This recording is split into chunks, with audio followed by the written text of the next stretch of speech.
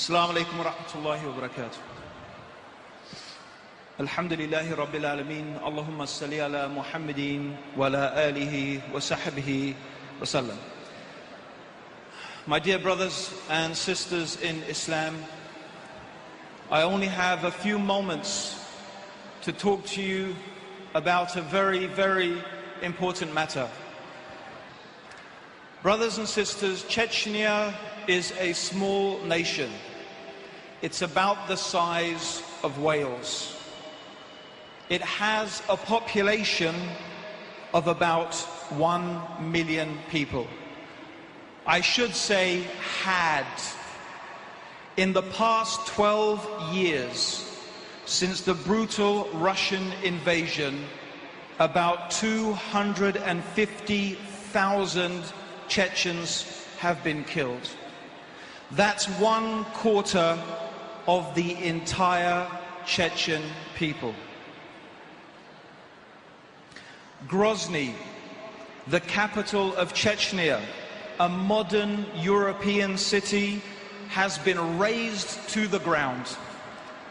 Rape, torture, kidnapping, extortion.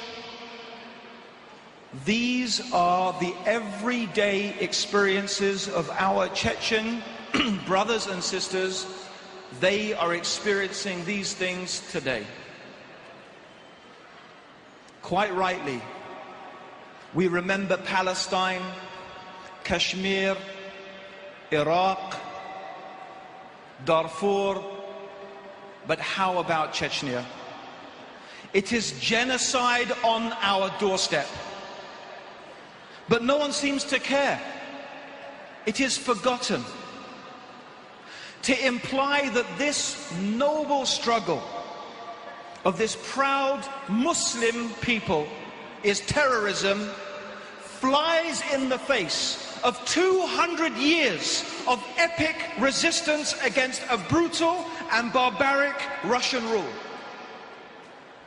In 1944, Stalin deported the entire Chechen population. He deported them to Siberia. It is said that 1/3 of the Chechen people died. The Red Army, when they were taking the Chechens from the mountains, the people who were too old or too young to be taken into the cattle trucks were simply thrown off cliffs into the ravines. Whole villages of people were summarily executed in that manner. Undeterred and unbowed, the Chechen people returned to their homeland and continued their struggle.